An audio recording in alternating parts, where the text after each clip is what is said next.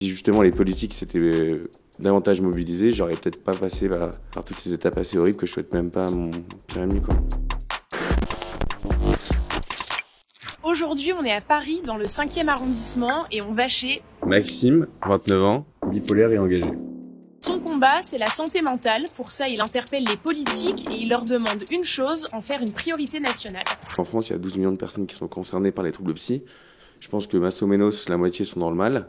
Imaginons que ces 6 millions de personnes allaient bien, qu'est-ce qui se passerait? Quelqu'un qui va mal, il travaille pas, il dépense de l'argent, à la sécu, voilà, c'est un cercle vicieux. Donc en fait, elle est là, la clé de la relance. Quand les gens qui ont un trouble psy vont bien, mais ça détonne, hein. Mon rêve, ce serait vraiment de vivre dans un monde où on n'aurait pas besoin de cacher sa différence. Et moi, il se trouve que c'est ma maladie. Quand je me suis retrouvé à l'hôpital et que, en fait, on m'a expliqué qu'à la sortie de l'hôpital, il n'y avait rien pour moi, ni pour m'aider. On te donne juste une liste de médocs et un rendez-vous de psy. On te dit, on n'espère pas te revoir trop vite.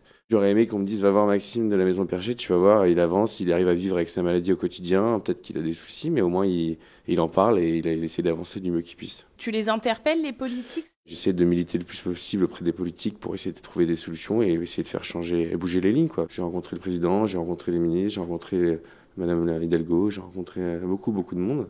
Du coup, je leur sors un peu toute ma liste prédéfinie, qui est une petite liste, hein.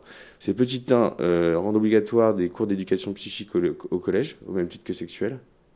Petit 2, former les infirmiers dans les collèges, lycées à la santé mentale. Bien évidemment, rénover les hôpitaux, parce que là...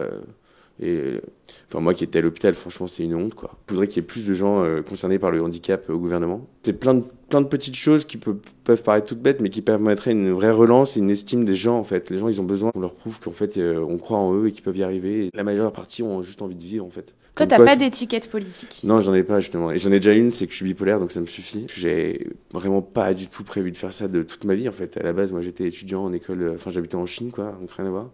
Et je me retrouve à militer auprès des politiques pour la santé mentale. Donc comme quoi, c'est important d'être conscient qu'on peut toujours rebondir, quoi. Comment tu vois 2022? C'est que du vent, quoi. Et on verra en 2022 qui sera élu. J'espère juste que quelqu'un va se réveiller, quoi. Parce que c'est trop du gâchis. Là, je suis face à vous, je vais bien, mais il y a 5 ans, j'étais attaché en camisole, passé 12 jours dans un lit. Donc peut-être que si justement les politiques s'étaient davantage mobilisés, j'aurais peut-être pas passé par toutes ces étapes assez horribles que je souhaite même pas à mon pire ennemi, quoi.